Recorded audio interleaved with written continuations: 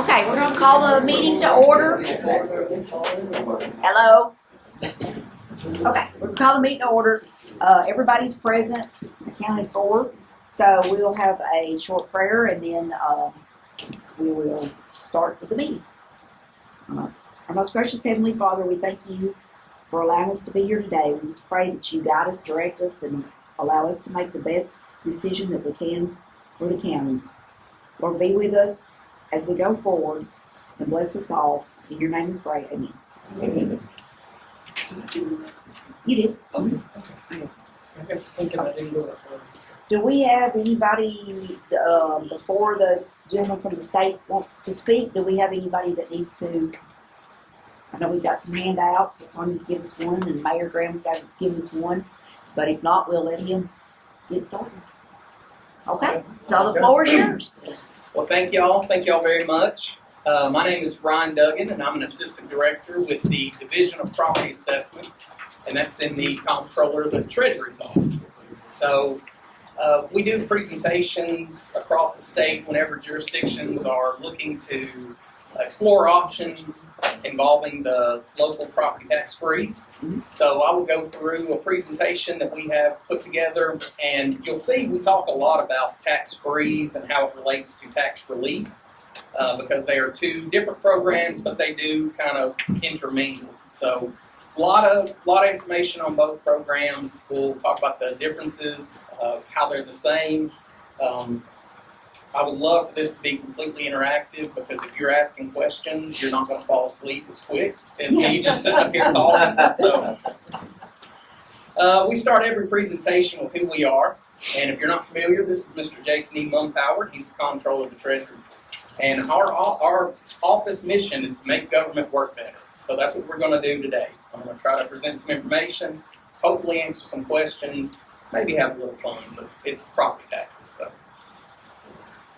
So there will be a lot of repetitiveness in this presentation. I'll try to hammer home, because these concepts, if you don't deal with them every single day, the mayor asked me how long I've been working with the state, and I said 13 years, and it's taken me probably 12 to really understand this. So we'll start with some property tax freeze basics. When we talk about the local property tax freeze program, it is the tax amount that is frozen. And you'll have to forgive me. I may, like I said, it's kind of repetitive, so I may say the same thing over and over. It is a local option program. Counties and municipalities can vote it in. And that's, the city could vote it in, and the county not, or the county could vote it in, the city not, or they could both vote it in. So to qualify, a homeowner must be 65 years old by December 31st of the tax year for which they're applying. They must own the primary residence. They must meet the income requirements. They must file an annual application. So once you're approved for the program, you have to reapply every year. So the property tax freeze program is administered by the county trustee or the city collecting official with assistance from the assessor of property. We'll talk in a little bit about how that's different from tax relief. This is probably one of the most true statements in the presentation. Cooperation between these offices is crucial to make sure that this data for your taxpayers is correct.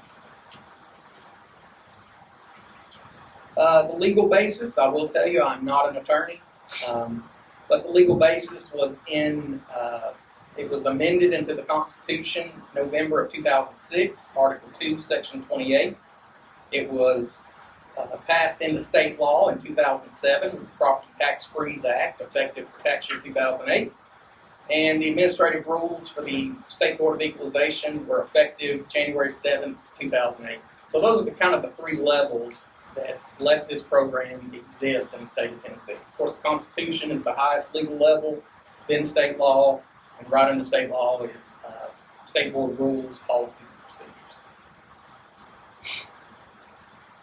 Income limits are calculated by the state under law, and they vary by county. They are adjusted annually by the Social Security cost of living adjustment, very similar to the tax relief income limit for low-income elderly and low-income disabled. The minimum income limit for tax freeze is equal to the tax relief income limit for low-income elderly applicants. So this is where I say the two programs kind of overlap with one another. The lowest tax relief is based on the median income of the county. Tax freeze is based on the median income of the county. Tax relief, the income is set statewide. The lowest amount a county could have for tax freeze is the tax relief income limit.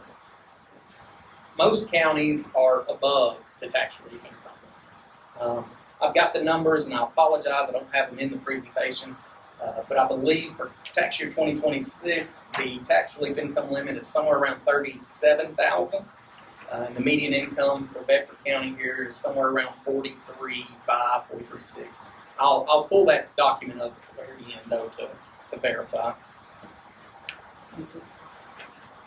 Oh, there it is. Look at that. So I think that was for maybe, yeah. So tax year 26 standard income limits, 38,470. That is the tax relief income limit across the state. A couple of years ago, they voted in through the General Assembly the local option. So the median income limit for Bedford County here, I believe, is about 43,500-ish, somewhere around in there. There were counties that their median income they felt wasn't quite enough to help their constituents. So they had enacted what they called the local option limit. So 3 years ago, that was about it was set at $60,000. So you could choose your median income or the $60,000, and both grow annually by the Social Security adjustment. So the local option income limit right now is about $63,000. I think it's grown to, and I'm getting ahead of myself. So, Are you going to share this with us, Ron? Yes, sir. Yep, Okay, absolutely. Here's just a map of the income limits across the state. You'll see the light blue counties for 2026. Those are the ones where their median income was lower than the tax relief income limit, so their amount is the tax relief income limit. Counties in blue are higher than the state tax relief amount, and the ones that are kind of highlighted in green here, you see Rutherford, Montgomery, Robertson, Wilson, Davidson. They have adopted the 63,470, which is that local option limit.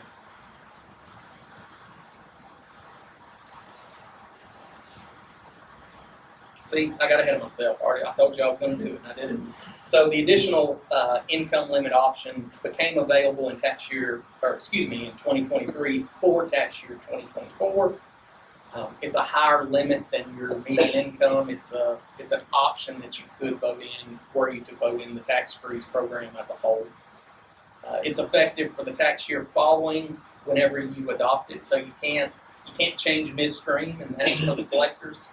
You know, you couldn't have one income limit halfway through the year and then adopt the 60, so it would take effect in the tax year after.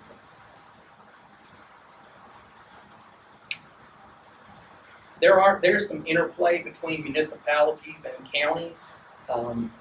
If a county were to adopt the local option limit of 60, I lost my train of thought again there, 63. If a city jurisdiction adopted tax freeze after that, they would have to go to that optional limit. If the cities have it voted in before the county, they have an option to go to it. And then there's also some scenarios where the trustee will sometimes administer the tax freeze program for a municipality. If that's the case and the county has voted in 63, then the municipality has to follow.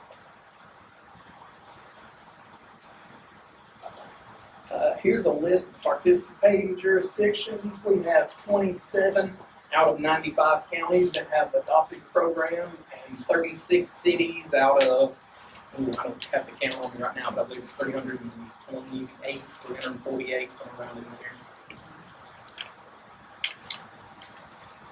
And once again, I said I was going to repeat myself, and I did. The fundamental concept is it is the tax amount that is frozen. It's not the property value. It's not the assessment. It's not the tax rate. And what that means is, if voted in and you were to freeze the amount of property taxes that I paid in the assessor's office, the assessments continue as normal. So the assessed value, the appraised value, tax rate, all that still does its normal gyrations. But at the end of the day, when we go to bill, we compare and say, is the calculated tax amount greater than the frozen base amount? If yes, then I get billed for my frozen amount. It's always the tax amount that is frozen. Okay, but if it's less, If it's less, what happens if it's less? So they changed this probably about 2013, 2014, and it may be in the presentation. But what happens, and that typically really comes into play during a revaluation year, when you're here, we've seen the last few years values are going up exponentially. The tax rate, certified tax rate, is coming down also. And we've got a slide later on that will kind of go through the math on it, but I'll give you a quick preview. You know, if you froze my taxes at $500 and we go through, you know, I qualify, and we go through revaluation, and because my value went up, but maybe I'm in an area of the county where the values didn't go up quite as sharply as some of the others, and the tax rate came down, my calculated taxes might be $400. That's what I pay, and that becomes my new base amount. So if it ever drops below your base frozen amount, I would always get the lesser of the frozen amounts. Unless I make a change to my property, add on to my house. So then it's frozen at that lower level. Yes. So, tax freeze and tax relief. We'll talk a little bit about how they compare. Property tax relief was established in 1973, so it's an older program than tax freeze. Tax freeze does not replace tax relief, so they can operate in conjunction with one another. Homeowners may be eligible for both. Some jurisdictions have adopted an optional tax relief local program instead of or in addition to tax freeze. And what we mean by that is the statutes allow the state tax relief program is administered by us in Nashville at the Division of Property Assessments. Tax freeze is a local program. Before tax freeze, the statutes allow jurisdictions to make supplemental payments. So if the tax relief for the low-income elderly and disabled was $150, jurisdictions could, we used to call it the matching program, and they would say, we're going to budget and we're going to pay an additional $150 towards those that are on tax relief. So they would be getting $300. Some jurisdictions double it. They'll do double the tax relief amount. So now we're talking about $300 and $150, so $450 towards my taxes. Could the audience ask a question too? Yes, sir.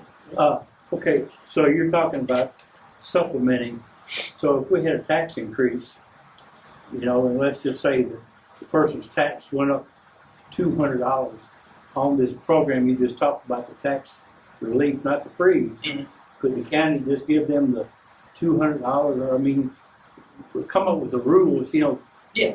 that, you know, if there's a tax increase, the amount of that tax increase, we're just going to supplement, you know. Yes, sir.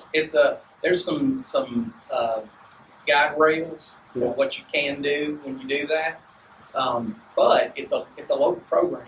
So I believe, if I'm not mistaken, Williamson County last year, maybe the year before, there's something called an equalization ratio that affects that tax relief payment.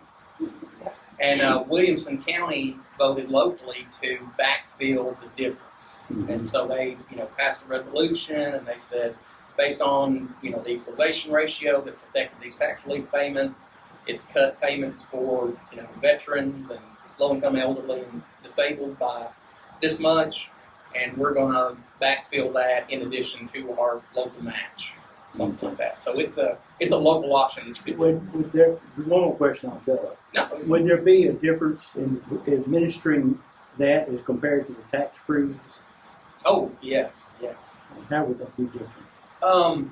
We'll kind of get into it a little bit more, but keep in mind that tax freeze is going to be administered locally between your collector, trustee, city collectors, if the city were to vote it in, and the assessor's office. So it's, if you're administering it locally versus a state administered program, there's going to be more work at the local level. But we will have some more information on that a little bit later.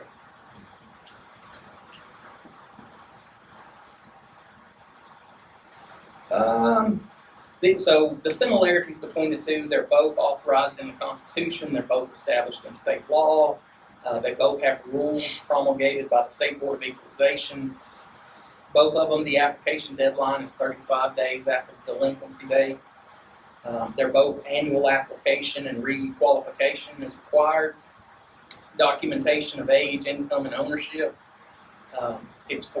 Both programs are for the principal residence, and neither program affect the assessed value of the property. Income limits are adjusted annually by the Social Security cost of living adjustment in both of those programs too. We start getting into, when we talk about differences, we kind of lay this out, one program on the left, one program on the right. As I mentioned, state tax relief is a state administered program. Tax freeze is a local program. Tax relief is available in all counties and cities. So there is no voting in for it. It is, the General Assembly sets aside about $41.2 million every year for tax relief, and it's available for application in every city and county in the state. Tax freeze, as mentioned, would have to be voted in to the city and the county separately. Tax relief is funded by state dollars unless you have a local matching program or local supplemental payment program, Tax freeze is funded by local dollars. Tax relief is administered by the state with assistance from the collecting officials. Tax freeze is administered locally by the collecting officials with assistance from the assessor. Tax relief, the applications are approved by the state. Tax freeze, they're approved by the local collecting official. Tax relief is a rebate or a credit. So what tax relief actually does, the General Assembly, as I mentioned, sets aside about $41.2 million. If I'm a first-time applicant, I have to pay my taxes, apply, go through the application process. First-time applicants are a little bit lengthy, but eventually I will get a check. I will get a reimbursement back for what I've paid. And then, from then on, I'm a returning application, so we're going to assume that I'm going to qualify, and we send to the trustees and the collectors every year, Ryan qualified last year, probably going to qualify this year. We estimate the payment to be $150.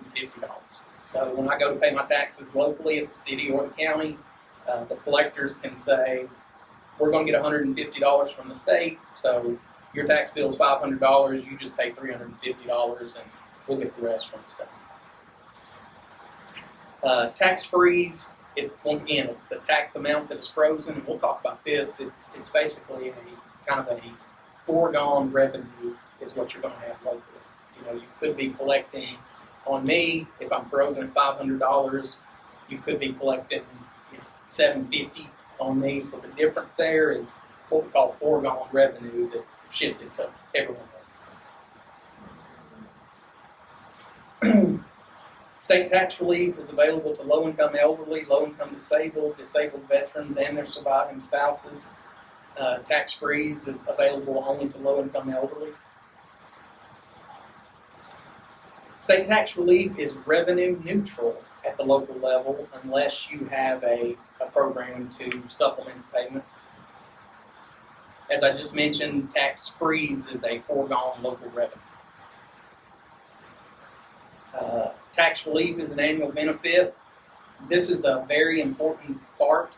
When people hear about the tax freeze, a lot of the kind of misconceptions, number one is being, well, I don't ever have to, my taxes are frozen, I won't ever pay more than this. There are situations that you might. And the other is, as I mentioned, in tax relief, it's an annual benefit. So every year you're getting a reimbursement or a credit. with tax freeze, the benefit, if I qualified, I wouldn't see a benefit until a tax rate increase would occur. Right. So there's timing. So if you were to vote this in for 2026, it would be the 2026 taxes that would be frozen. You know, if a municipality were to have a tax rate increase in July, let's say, you know, I don't think Bedford County's doing this, but let's say you were building a new jail or a school or something like that, and you raised your tax rate 25 cents in July. That's what my taxes would be frozen at now. So I wouldn't see a benefit until a tax rate increase would occur at some point in the future.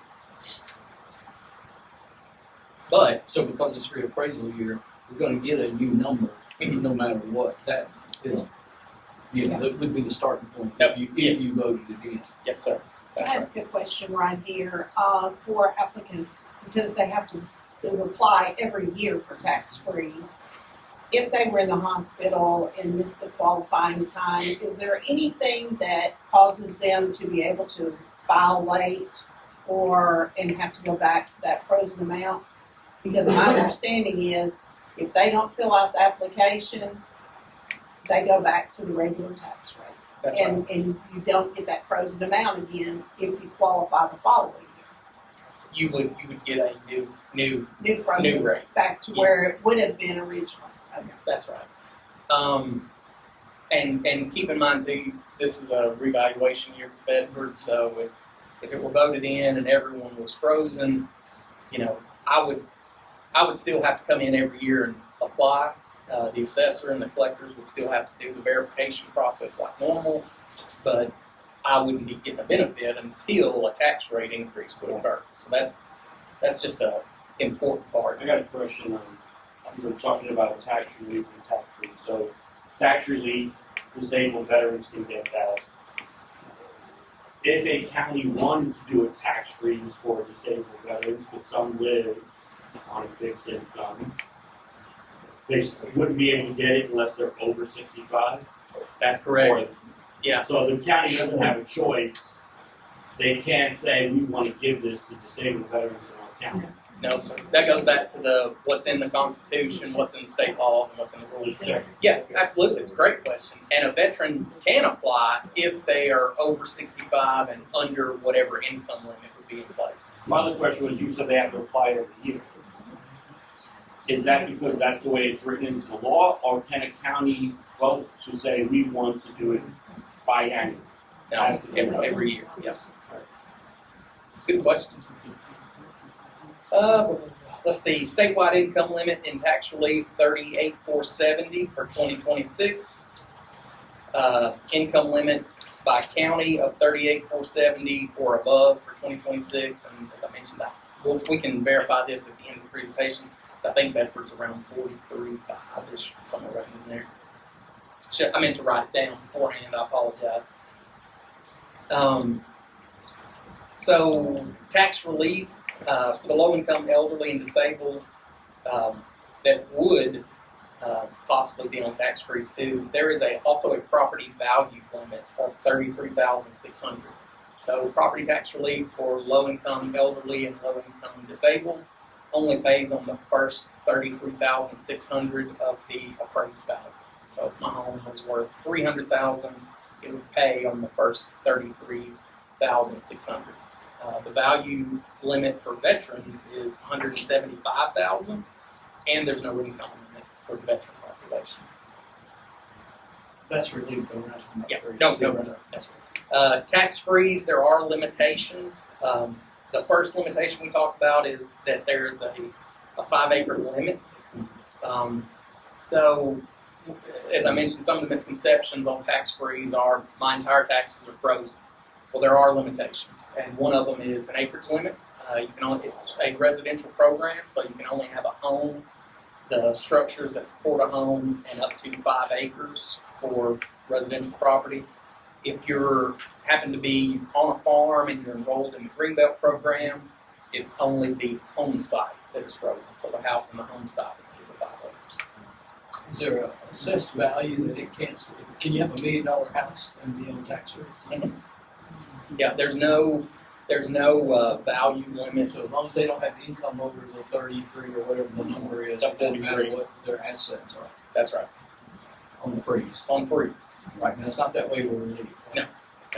Relief, value limit, income limit.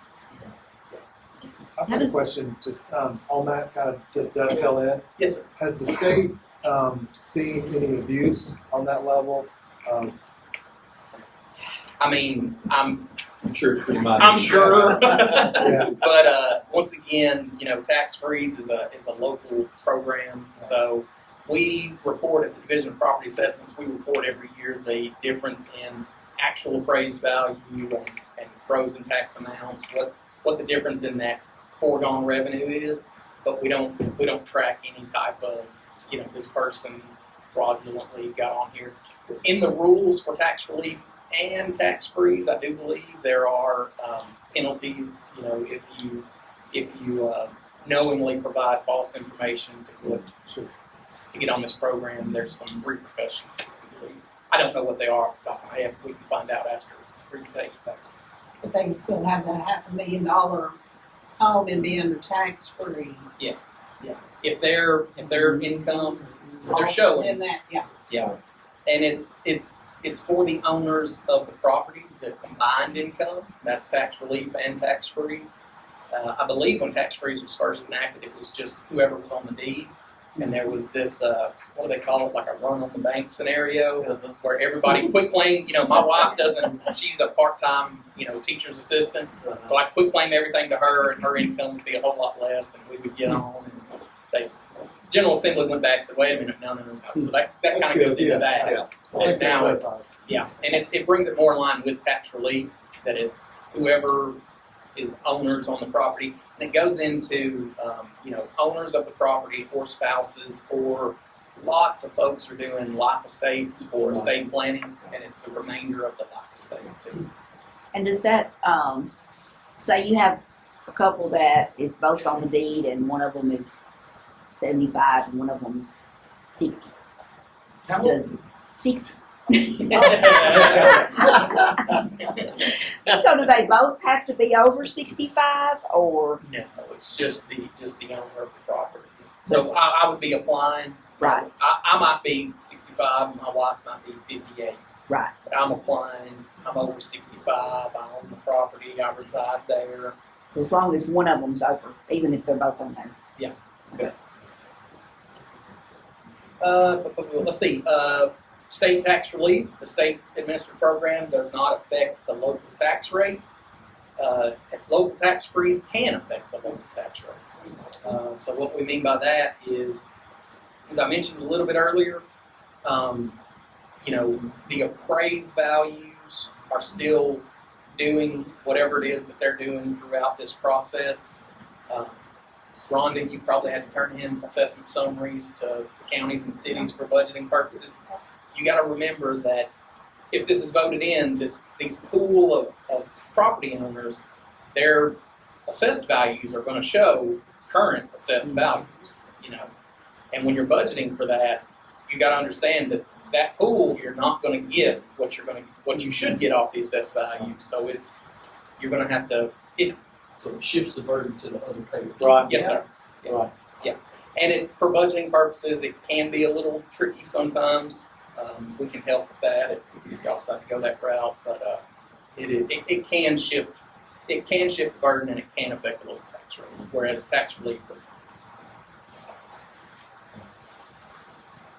To your point, Mr. Mayor, tax relief does not shift the property tax burden. Local tax freeze can shift the tax burden. So a little bit more on tax relief, and we've probably already covered this. Relief is paid on the amount of tax due at the market value up to the value limit. It's low-income elderly and low-income disabled homeowners. They have an income limit of $38,470. The property value limit is $33,600 for 2026. Disabled vets and surviving spouses, no income limit, and their property value limit is $175,000. This is the optional local tax relief programs. this is where we mentioned earlier that you can offer to, or you can budget and allocate and then offer a supplemental payment to those that are on tax relief. It's TCA 675-701J that allows that.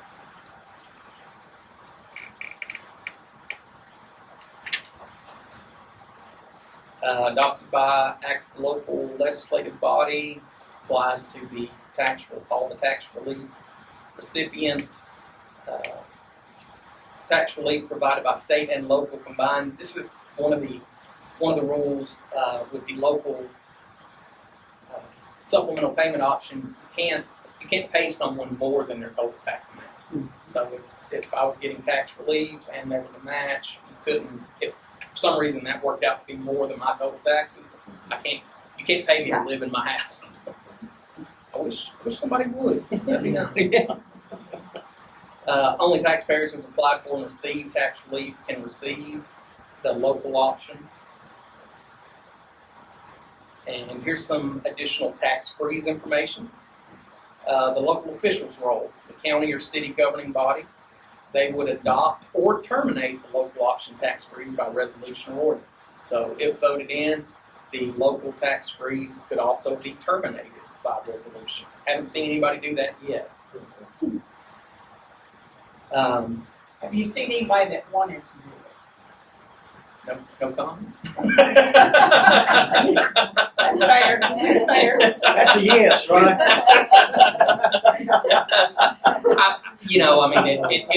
It varies from county to county or city to city. It's hard to take it back once you get it. Yeah. Yes, Yeah. it is. Whatever That's the why- program is. Yeah. It'll Right.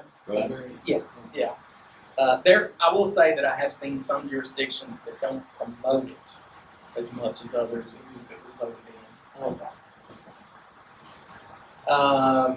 The county and city governing body has to file, if voted in, you have to send the division a copy of the resolution within 45 days.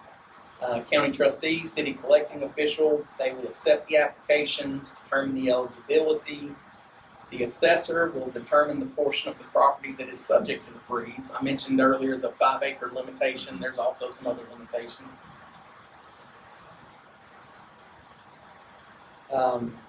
Total freeze versus partial freeze. This is what we were talking about a little bit earlier about the 5 acres and the home being a limit. So if I own 10 acres in a home and only 5 can be frozen, the assessor and the trustee are going to have to keep up with what we call the unfrozen portion. So on my tax bill, I would get my house and 5 acres and the base frozen tax amount for it. My other 5 acres will appreciate in value, depreciate in value. When the tax rate goes up, I'll pay more in taxes. If it goes down, I'll pay less in taxes. But whatever is not frozen, my tax bill will fluctuate year to year because I have an unfrozen portion. Some other examples of that are mixed-use properties, farm and greenbelt. Obviously, if you're on greenbelt, you've got to be over 15 acres. You qualify for tax freeze. You get frozen the house and typically 1 acre home side, and then the rest of your acreage would be unfrozen, so it would just do what it does normally. I got a question. Yes, sir.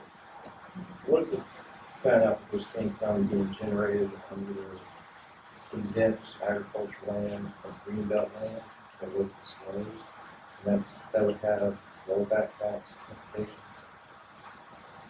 Well, no, rollback taxes would only apply in the greenbelt program itself if I for some reason stopped using the property agriculturally. If I sold it, if I turned it into a commercial 15 acres for some reason, I opened a junkyard on it. What would happen then is I would pay the difference in market and use for the preceding 3 years for that program. There's no rollback provisions in the tax freeze program. So if I were, if tax freeze were voted in and I was approved, and 4 or 5 years down the road it's discovered that I had some income that wasn't reported that puts me over the limit, there's no recapture of that. It just, I would not qualify for the program. Did that answer your question? Yes. Let's see. Local officials will determine the adjustments to the frozen base tax amounts for improvements made to the property. So that's another one of these situations where if you enact tax freeze and you get my base frozen amount, I may have a 1,500 square foot home, 5 acres, you freeze my value. 3 years later, I go, you know what? I've saved, I'm going to add on to the house. I'm adding a new garage on the side of the house. You would have to proportionally adjust my frozen tax amount based on what that would add to the property. So my frozen amount would change. It would go up as I make physical improvements to my property. Not a subjective one or anything like that. But then does it stay that number going forward? Yes, sir. Yeah.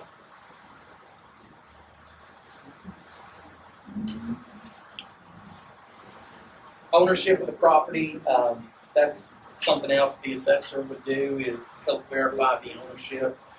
You have instances where, the application period will kind of go through, actually I think it's the very next slide. Because it's 35 days after the delinquency date, there's some overlap in between the years that you could apply.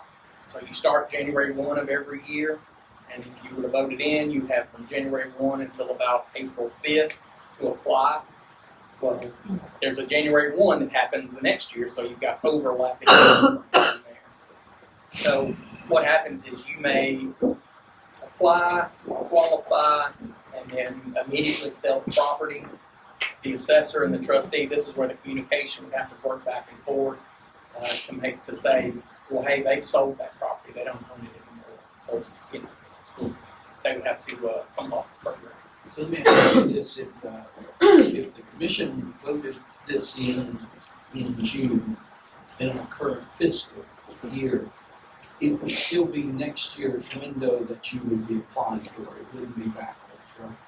Now, you can apply, and I think this is the perfect slide because it talks about year A, year B, and year C. So, you don't have to. Is it from the day that you adopt it, or is the next year? Well, it's the application deadline is April 5th. Right. So if you voted it in June, It's the next year. Yeah. So it won't matter whether you adopt it in June, or you adopted it in September, or November, or even December, correct? That's what I'm asking. what you would be doing the later you would vote it in is cutting the time frame to get the two offices ready for the program, Sure. documents printed up, all that But the good people stuff. being eligible, whether you voted it in June, or May, or September, or October, they would if it goes into effect, it goes into effect. Right, that's right. Yes.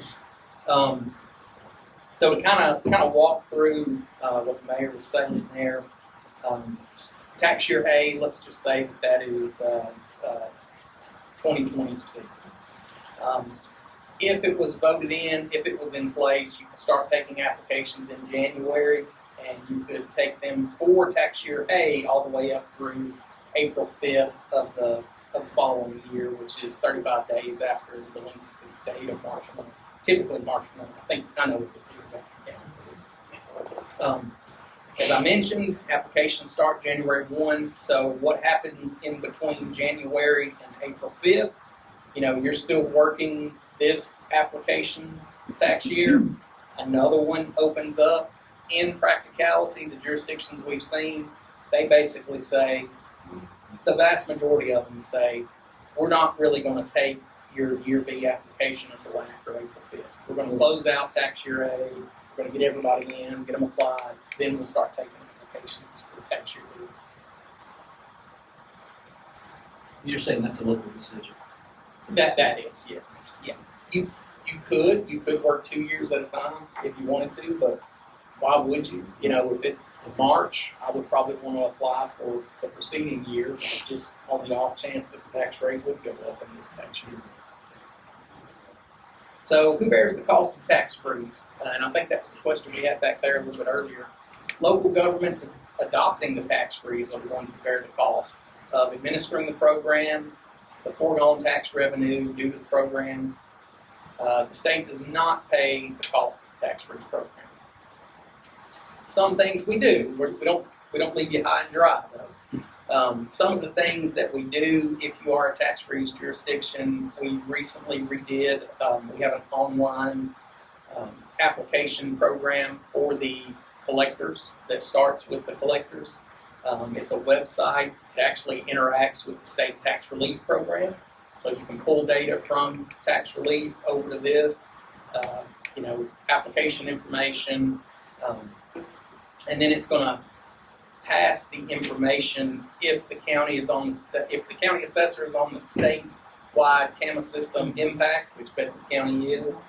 It would pass back and forth between the collector and the assessor digitally. So there's no paper documents. That's one of the best ways we've found to help administer the program is digitally pass the data. So the trustee would take the application, say, I qualify.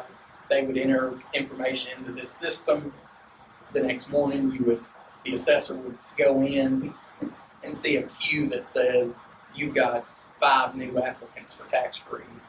Then the assessor would have to verify that information we just talked about, ownership, no changes to the property, all that good stuff, and then send it back to the collector digitally. So, And can they do that just from the desktop in the office, or is that going to require them to go out and look at that property and make sure nothing has been? If it's been 3 years since you've been there, how do you know that there wasn't something put on there? Works that. yeah, so We're going to look at it. So the very first year when you're establishing when you're establishing that base tax year, most assessors' offices will visit them in the field to try to get everything straight as they can. The assessor still has to verify every property every year. Do they have to go out in the field? It's not necessarily mandatory, but you got to remember that the assessor's office, their field folks are out in the field reviewing properties as part of your reappraisal plan for 3-4 years. So the field guys may or may not be paying attention to, is this a tax freeze property or not?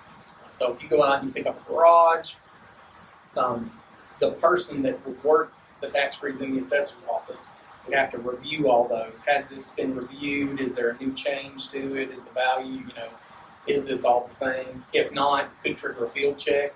Have to send somebody out to look. But you could essentially mark that on the card. What's Too. Could you essentially mark that on the card too, that they're on that program and they could look at it You could. with a review flag? You could put a review flag on there, and then if you train your field folks that if they mark it, they put it in a separate column, and then after every review period, I don't know, a month, a week, every 3 months, whatever, I give my tax relief stack to my personal performance tax relief. If they sell that property later in the year, we don't have any ability to capture what their freeze part was, but the new owners would go to the new rate. Is that right? Yes. But there's no catching back There's no- for the one, right, there's no, so you only stayed there 3 months and you got $500 value. We don't prorate that to get that part back from the one selling it. No, gotcha. And the time frame of when the property sells kind of determines what happens for that specific tax year. If I applied in January and then sold it in March, and we're not going to put that on tax freeze whatsoever. If I apply in January and get approved and I sell it in November, nothing really you can do. It just new owner Right, next but the year. new owner would go to the new rate. They're not buying that rate. No, No. they're not buying that rate. They have to own it. They have to meet the age requirement, the income requirement. Now, if they did, then they would be reset at the new rate still. So they don't Yeah, get they could potentially be a don't- freeze, but it wouldn't be froze at the, they're not buying the That's freeze. correct. That's Yes, right. There's It's no not value. grandfathered in Right. or anything like that. Okay, let me ask this so I understand completely. If a property sells after January 1, the attorneys prorate those taxes for the year. Mhm. So the seller pays their portion, they owned it, the buyer pays their portion. So they're strictly gonna divide the tax freeze bill, right? Okay. More than likely, if it's if you had a really savvy closing attorney and they're familiar with the program and they say, oh, you were on tax freeze and this, but that may or may not happen. But it could. But the trustees But or the It could. the Okay. trustee's office though will be sending them a bill for the difference. on the tax in relation to? Yeah. Well, oh, but you're talking about to finish up the year, but I'm talking about the next year, they're getting the whole rate. The next year. Yeah, you're just talking about I'm the, talking, yeah, I'm because we just can't, trying to yeah, wrap my because he head said we around don't get none of that At the other closing. back. at the closing, So- because we have Yeah. to deal with that. She doesn't send them a new bill for what they owe and what they owe. Right. They get the bill, the one bill, and then they have to divide Right, that. but I understood you What- say you don't get to No, do nothing you with that. Right. What you would have in this situation would be a potential prorated closing at one amount. The tax bill comes out, and now the buyer is You see where? maybe out some money one way or the other. Or the taxes are higher than anticipated, that sort of stuff. That's exactly what And we deal with that just because of the sales. Exactly. We have to- Yeah, because the assessments are Right. shown there, and the rates It's are all shown the there. time you need. Yeah. So, That's right. Yeah, that's right. and get his attention to make his fix. If that was part of the conversation. Yeah, the seller may come out on the good end of that. It's very possible. Yeah. Yeah. But again, that's their problem. Because I was just telling You need my jacket. that's some of the things that we already deal with by ourselves. Yeah, yeah. They come with questions, and it's really. And that's at the why, close, yeah. that's why we work so closely here, because we flag and we know there's a new increase. So we send bills to both. Yeah. We don't That's- send in those closings. Yeah. That's exactly right.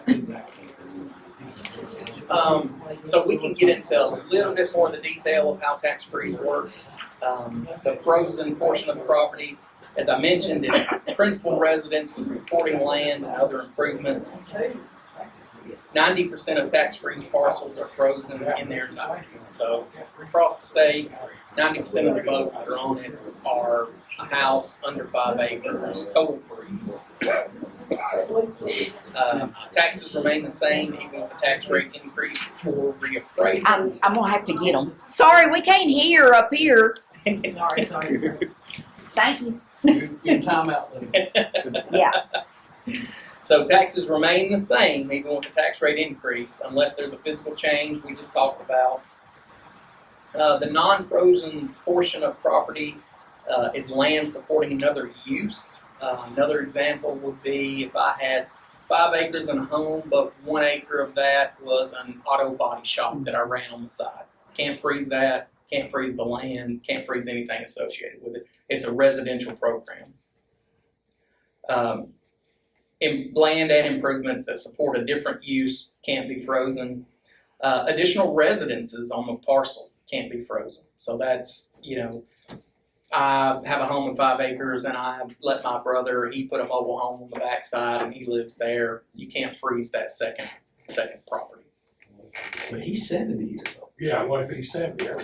He could get it on that, he could potentially get it on that mobile home if he owns it, he proves ownership and that sort of thing. Right. As a second.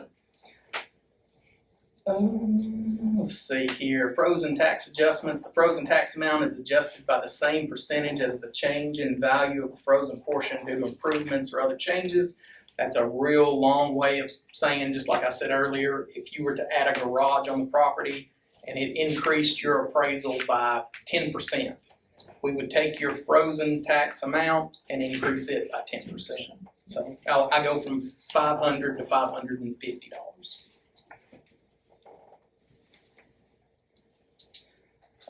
New additions, conversion of unfinished areas to living area. That's something we see. I was frozen and the upstairs wasn't finished. I saved a little money. I finished the upstairs, got a permit. Now it's built out. Same scenario happens. The percentage of increase will be applied to the frozen tax amount. Prorations. How do you know that, Rhonda? Well, now we do have some permits, doing that, but not all the time. And people don't always But get you wouldn't be in permits. the So home it's- unless the house sold to really know for sure, unless it was We don't go permanent. in the house unless we're invited in the house, or we can get in it prior to, because as some people think we're trespassing, we're not. It's our job to do it, Right. and we can go in that house that's being built if we can get in it. If it's unlocked, we can go right in, because we're doing a job. We wanna make sure that we are accurately value in that Right, property. but you may not know what's You been may done on not. the inside till You may potentially not. it's sold or whatever. Correct. Which, It has nothing really to do with tax freeze. That's a challenge you have in all the other Right, stuff. with you do. everything. Yeah, right. Remodels are Right. huge. We have a lot of problems with remodels. But permit would trigger an inquiry. Yes. what I will say, and this kind of goes back to, we said there's no, recapture of, in the instance of a sale or greenbelt or anything like that. One of the areas that you could see something like that is within the error correction statute.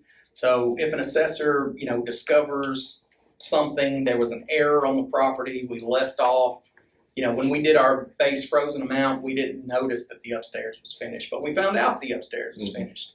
That by statute can go back 2 years prior to March 1 that it's discovered by the assessor or initiated by the taxpayer. So you could, if my upstairs was finished and it added 5% and you discovered prior to March 1 of 26, you could go back for 25 and 24 and get that extra, 5%. And then after March 1, we can go back 1 year. That's right. Yeah. But that really doesn't have much to do with tax freeze. That's Right. just a byproduct of the normal error correction statute. Splits and combinations. If I had a home in 1 acre that was frozen and then I had 4 more acres to make 5, of course it would get adjusted. These are just some of the typical things that the assessor sees in their office that are going to have to be accounted for with the tax freeze if it's voted in. Any physical change to land or building, really. Requalifications. The applicants must requalify every year. As mentioned before, the collecting official will accept the application and determine continued eligibility.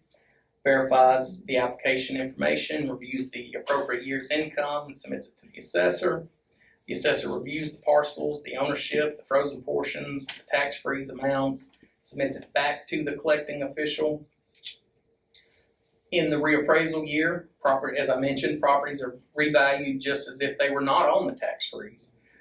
For new applicants, in this case, if you were voted in for 26, everybody would be a new applicant. The calculated tax amount on the frozen portion becomes the base frozen tax for the subsequent years.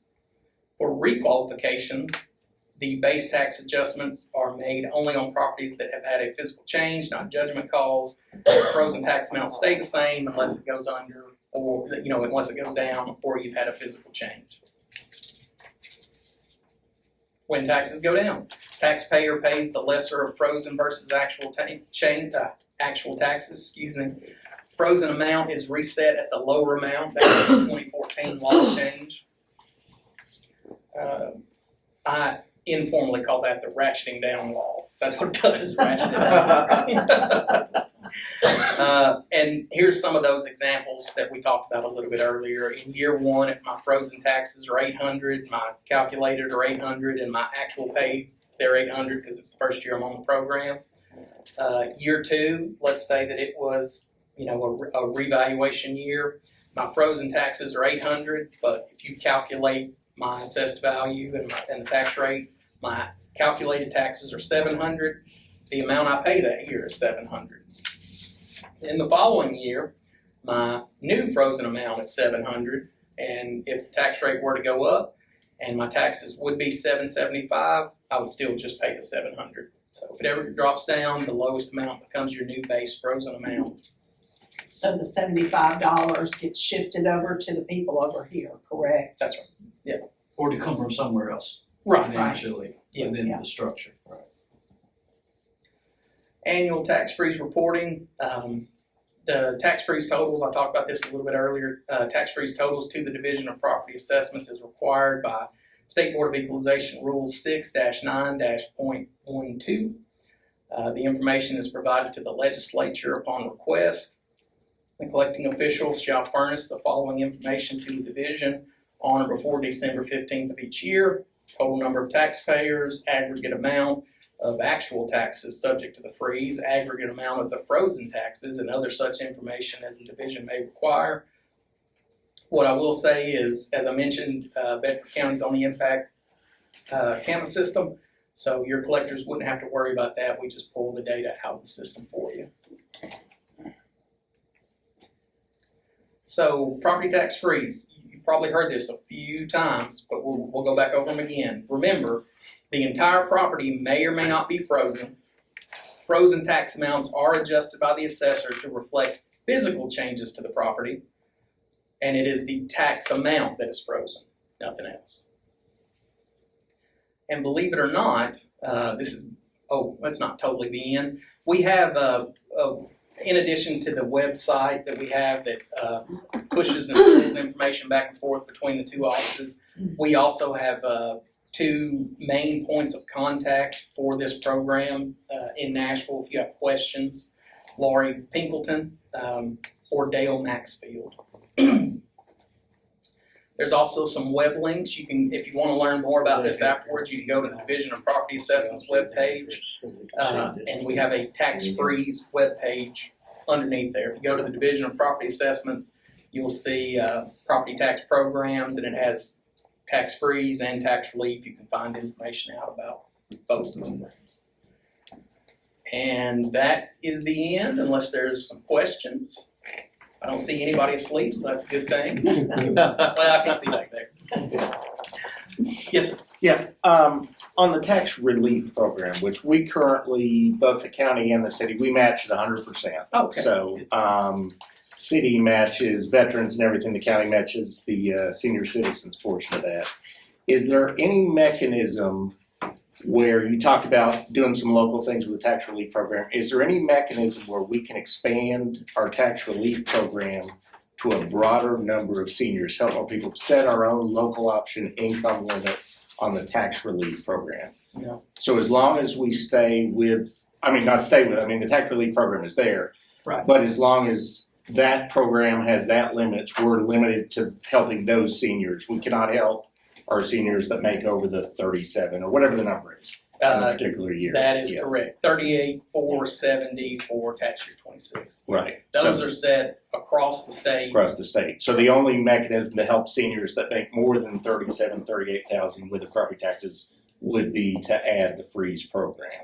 Yes, for the ones that would make over. Yeah, the ones in that gap between the Yes. 38 and whatever And of the two numbers. I told y'all I would look up the number. It's 43,780 would be the Bedford median The 2026 income. number. 2026. Yeah. So what you're describing are those that would make over 38,470 Right, and but up to under whatever, 43,780. 460, whatever, if we went with the local option. Correct, 63,470. Okay, all right. You talked about the shifting burden, which that's been a lot of the discussion. I'm sure it is with a lot of the counties that look at this. I mean, that's the biggest hang up, I think, is shifting burden of taxes. That's right. Which we're not a fan of shifting burden to anybody. We ran some, and everybody has these numbers, we ran some scenarios, just worst case scenarios of 20% tax increase, what that looked like in real dollars for our county. We came up with about $300,000-ish a year on our budget, well under 1% of our budget, well within our normal budget variance even. There was an analogy we gave last month that was given out. I wanted to clean it up just a little bit. It was a good analogy, and it was about, I believe Rhonda gave it to us, about shifting burden of taxes. It was something to the effect of, you have 20 people go into a restaurant, 20 people sit down and eat, 5 of them get up and go to the bus, and the other 15 pay the taxes. So I think it's one of us kids at the assessors conference. Yeah, everybody's heard that. We love that. I know you do. But it's not quite accurate in this case, in that even the senior citizens that have their taxes frozen continue to pay property taxes. I think that's where people get confused. They think their property tax is going to nothing. Oh, yeah. I think just looking at our numbers, the numbers that we ran, a more accurate analogy is you have 20 people walk into the same restaurant, 19 of them pay their whole bill, and that's about the percentage. About one of them, which is about how much of our senior citizens will qualify this, that guy gets the senior discount at Shoney's. He gets the senior coffee, he gets the senior, whatever. So he's not paying his bill at the restaurant. He's paying a little less than everybody else. So the question then is, do Shoney's have to raise their menu prices to make up for the senior discount? I don't think they do, and I don't think we have a huge burden shift to the rest of our taxpayers with numbers like 0.8% of our overall budget. So there's not a huge shift. I know everybody throws out that, there's a big shift of tax burden to young people, to you know, people with families and stuff like that. We're not talking huge dollars. We're already putting $100,000 a year from the county and $30,000 a year from the city into the tax relief program, which are great programs. And I wish we could just expand that to 200,000, 250, and help the seniors that are making over 38,000. But that's not an option the state has given us right now. I wish, you know, we talked to the legislature and get to do it. But yeah, that's not, so that's kind of why we were looking at this program as a way to help seniors beyond what we're currently able to help. Yeah. Is this what you were describing a Yeah, little bit earlier? yeah. Where did you get the 1,800 seniors helped? We Under just, option yeah, two? we looked at our demographics from the census, got our total numbers, some of that's on the front, got the total number of seniors, total number of senior households, looked at median income, and we just came up with an estimate. I met with Tanya and I had a lower estimate, Gotcha. Tanya gave me a higher number. Gotcha. But honestly, I feel like 1,200 is more where we end up. We're currently at 517 is all we're reaching with the relief program. So we were just looking for a way to get past that to help more people was the idea with looking at the freeze program. The other number that I know gets thrown out a lot, because I watched several other counties have this exact same debate a couple months ago, Putnam and DeKalb, is the fact that there's so few counties on this, 27 counties. You gave the numbers, 30-some cities. Mm-hmm. But if you run the math, 67% of the people that live in Tennessee are eligible for this program right now based on population. So it's the majority. We're in the minority by not being on the program. I come from a bigger county, Davidson, which I know we're not Davidson, but my former trustee, Erica Gilmore, she's been a huge proponent of this. She's the one that actually got that through the legislature to raise the local option. At least she lobbied heavy for it. So that's just kind of why we were looking at this, I know there's costs involved, and this will be our own local internal debate about that. Oh, But yeah. that was kind of how we ended up in this meeting at this point in time. And I do have one question on the actual implementation. Uh-huh. We're hoping to work as a city and county. Ideally, we would do this as a city and county at the same time. If that doesn't happen, and the city were to vote it in, like 6 other cities have in the state, that the county doesn't, just the city. Right. What's the mechanism, what's the day-to-day operation of this look like to handle those applications, the workload? Because currently, all of our stuff pretty much goes through Tanya's office. So how would that work as far as turning in applications, processing the applications, if the city did it and the county did not? Well, I think the city would have two options. It could implement it and go through that process itself, or there are provisions where the municipality can, I think there's some funding, you could pay the trustee's office to do it for you. Okay. There have to be willing participants, and Sure. it's a local agreement. Okay, so we would just do some kind of interlocal agreement. You could do that if the county were willing. If not, let's say, I know y'all are working together. Yeah, we're trying to work Let's together. say, That's let's the say, goal. Let's say Yeah. for whatever reason, Yeah. that didn't happen. The city would just take the applications. They would still have access to the tax freeze online program. They would still send information to the assessor's office. The assessor's office, their duties, if any jurisdiction votes in, their workload is the same. It's still there. Yeah, because I know we don't have a city assessor. So it would pass through that web portal. We would gather it, because we accept the tax relief applications already at City Hall. That's correct. So we would accept these as well, put this in some kind of web portal, and then it would go. Actually, not Rhonda's office anymore, she's retired. But it would go to I Paige. keep forgetting It would go to that. Paige. Forgive Yeah, me. or whoever comes after Paige. Whoever gets elected, it would go to them, and That's then they right. would handle their end of it. That's right. And the city jurisdictions, there's a link, like you mentioned, Shelbyville. Every city, should take applications for tax relief. Yeah. So the tax freeze portal, actually, there's a link back and forth between it and the tax relief data. So one of the income requirements in the state board rules for tax freeze is, you can present your income tax statement, you can present this, and one of the options is do you qualify for tax relief? And if the answer is yes, Mhm. you qualify for tax freeze. Oh, so you don't even need to submit a second income verification? No, you don't. There's actually a form, it's got, oh my goodness, put me on the spot. It's an F-22, I think. And what it does is the person can sign it and say, I want to use my income for both programs. Okay, The city collector would enter the required information for tax relief and then just port it over to the tax freeze web and say, this person, income verified. They qualified for tax relief. they're obviously gonna qualify for the other one. That's right. Okay, It's a lot quicker just to process. simplify the process, so That's they're not doing two sets of steps. I have a brainstorming question. Yes. This may or may not be feasible, but we just keep our existing, program that we have, and then at the 38,000 to a certain amount, then have the tax freeze for those people, but yet maintain the other program? Well, they still operate, it's not an either or. So you can have both. Oh, In yeah, other words, yeah. for a certain group, we can have a state administered program, but if you're wanting to expand it to a bigger pool, or a bigger population, and you say that, okay, these people that are 38,000, 37,500, whatever the number is, up to 40 or 42, whatever it is, they'll be on the tax freeze. Well, the people. And then that would be less people. No.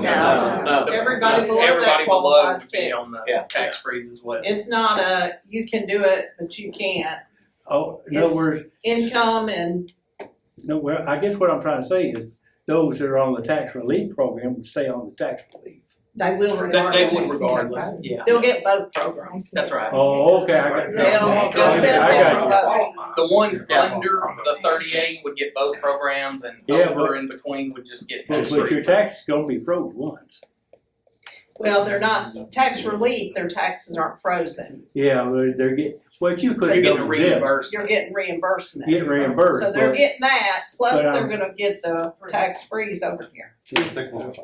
If they qualify. Uh-huh. So my example, if my taxes were frozen at 500, that would be the amount we would calculate tax relief on Okay, in perpetuity going forward, as long as nothing else changed or Yeah. anything like that. but then the tax freeze people, their taxes would be, just forget it. Madam Chairman, may I be recognized? Yes. Thank you. Thank you, this has been wonderful, really appreciate that. I'm Ginger Schaffer, I'm the city attorney. Back to administration. Is there an appellate process for people who are denied and disagree with the decision of whoever it may be on whether they qualify for this program? For tax freeze, For our tax freeze, yes. I don't know that I've ever had that question before. I know that there is for tax relief. Yes. After the initial determination, and I can't remember the time frame, I think it's 45 days, maybe 60, the person can appeal directly to the State Board of Equalization. I would have Right. to check on that for tax freeze. Well, I was just thinking that's another But that burden is that a burden passes for tax along to the city and It is. county on who's doing the administration, if there is an appellate process and who that would go to. And here again, the two programs are different because one is state Right. administered and the other is local. Which I assume, that's what I was gonna say, that may be another step, and I just hadn't Yeah. heard about it from an appellate, who does that go to? If there is built into the process, state law, I would have to look at those tax freeze rules, okay, but I'm not aware of an appellant process. okay. And so, just along those lines, I'm wondering if the local government has authority to create an appellate process, or we don't have authority to do that. I would have to check on that. That's a great question. That's an That's a excellent great question, yeah. Thank And you. I may even have to talk That's to why them. the attorney and the treasurer back. And I may actually have to talk to our general counsel about that too. Great, I really appreciate it, thank you. That's why we have that term. And I want to follow behind that because we do have that with tax relief. And we are not attorneys, we're not blessed enough to have a Ginger in our office, but there are a lot of the process of even the tax relief deals with the trust, different wills and how things are lined up, revocable, irrevocable. Oh, yeah. So we can get what I'm saying is, it's not as an easy task to follow because even with relief, there is a lot of moving process to, is this under a trust? Is this under what is life estate, not a life estate, a quick claim done? There's moving process to this and a daily effort to basically police and carry this all the way through its process, which is usually about 9 months out of the year. I do want to say that, and I'm very impressed in how this process has been, and we kind of started this with the economic side of it, the beginning of the health of the county and where burden shifts. Right. And how it affects all concerned. I did have a group of elderly that were above that do not qualify for relief, but I already know there is this group that will not qualify for the freeze that are 65 older that falls into this income. Right. So when we say that gap and that burden and where does it shift, I think there's been a lot of information laid out. I just want to address, along with just really what Ginger brought up about moving toward the freeze and the process of, they're one, like we said, is the state, one will be managed by the county. My budget, and this is following numbers completely in order to the salary, Medicare, Social Security, everything but in line, adds another employee because I will have to have another employee. We are stretched to there is no more time just taking care of relief with the staff that I have and our duties. So I'm looking at least $55,715, and that is hiring an employee that falls under that first line 5 with some experience. So this is a low amount starting salary. Now this employee would definitely have to help administer the tax relief, but if it falls into freeze, I'm gonna have to probably next year have another employee in line. Because like I said, it's not just sign them up, get their proof of income, verify ownership, make sure you've updated all information. Some of these they own trailers. We have to do title search. We have to work with the county clerk. We have to work with our attorney, our delinquent attorney. So there's so much in the process of how we have to verify the information we're entering. And by the growth of the relief program, it's become more of having to follow through with, yes, they live in a trailer, or it could be on a trailer park, but they're getting tax relief off that trailer, not the land. All of that is a process, and it usually is an attorney or the state, or it's a lot of time consumed to get the verification that satisfies the state and keeping them or applying them onto the program. And we also have, on top of that, as Ginger can probably answer to also, is we have a lot of parents who will quit claim interest to their children by an 8th, by a 136%, so you're having to keep up with all of that. And you have to go and find it and search it. So there is a lot of work that's going to go into this.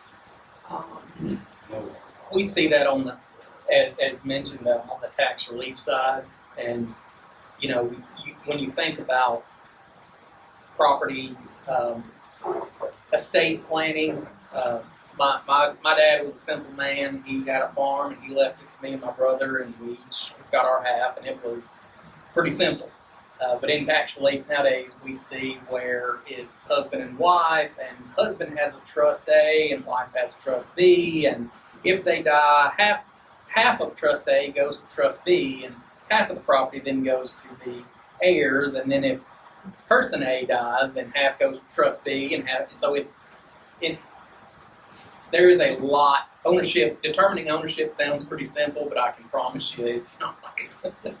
In some It used to instances. be a more simple, It did. but there's been a lot of changes with that. And I can sit here and say, I'm not an attorney, so I don't claim to be an attorney. So that's where I seek the information I need, and, that is reaching out to the state and following through. But it is a process to find what we need to verify what the state is asking for. And I also, before I left, retired, I put in the budget, they need two field people out in the field plus a vehicle. I think this program would only add one of those. And I did a fourth of the vehicle, because we would be going out every year and looking at some of this property. They need to look at every new application. So when we set that base frozen amount, we have the correct structures out there. We know that everything is on there correctly, because some people don't get permits. And so we're looking at $70,400. That's the salary and a fourth of that truck.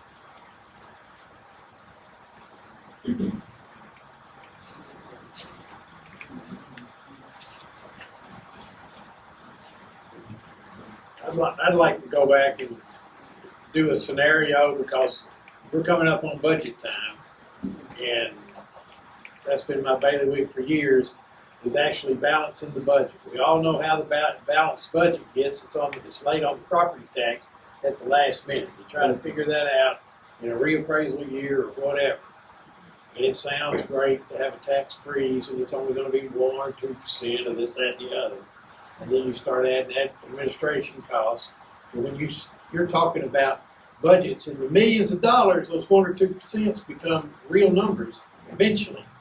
And I've seen on the county commission and the city council, when it gets down to adjusting the property tax rate, but just for lack of any other number, we'll say a penny brings in $100,000. If all of a sudden you've got a couple $100,000 worth of tax freeze that you're gonna have to budget for, because you've got a budget with a fire department, police, courts, whatever, that you've got to fund. And Rhonda, if I misinterpreted it, you're going to give us a tax rate number based on the total appraisal for the county or the city. Not going to include the tax freeze numbers. I'm going to give you an assessment summary. I don't deal with the tax rate, so Yeah. I'll give you the But it- numbers for you to work, But it'll come up with a determine that. certified tax rate that will Right. get us the same revenues thing. Well, all of a sudden, we're going to start taking away those revenues right off the bat of her certified rate. Then we may be adding numbers to the budget to pay additional people to do this. All of a sudden, I'm saying $500,000. And if you've got a penny raising 100,000 for just rounding numbers, all of a sudden, talking about the tax burden, you've got to move, and you got to get an extra nickel on your tax rate to cover that $500,000. And so that's a real number when it comes down to the fight on the floor, when they're talking, I need a penny for this and a penny for that. All of a sudden, you need a nickel just for the tax freeze. And I'm not saying that I wouldn't be for it, because the elderly certainly need a tax freeze if we can do it. But I don't want it to be brought out that, well, it's only a small percentage of the total budget, but it works out that the tax freeze is our balancing act. I mean, the tax rate is our balancing act, and all of a sudden, you're accused of having a tax increase because you want to do a tax freeze. So that's what bothers me in the big picture too. So if We I'm have wrong 10. on that assessment, tell me. We got 10 minutes to the commission meeting, so we got to wrap it up at about Good. 5. Any other questions? No, I'll just say to Henry's point, though, that $500,000 number that you threw out there, none of those numbers happen as far as the foregone revenue unless there's a tax increase. So you're not foregoing any revenue unless you're deciding to raise people's property tax. So the foregone revenue number only happens when you raise people's I taxes. almost started out with the statement that it sounds good in the beginning, but over time, that number gets bigger and bigger and bigger. And somebody down the road's gotta pay the bill. I mean, it's working into the costs of the system. So it's gotta be accounted for by the adjustment in the property tax rate, which is the only thing we have. But you do have the cost of the county locals Yeah, we when could nothing's, immediately. when nothing's benefiting anybody, you're still paying these two offices Right. to do the work, because we gotta do the work every year, whether they're benefiting from it yet or not. And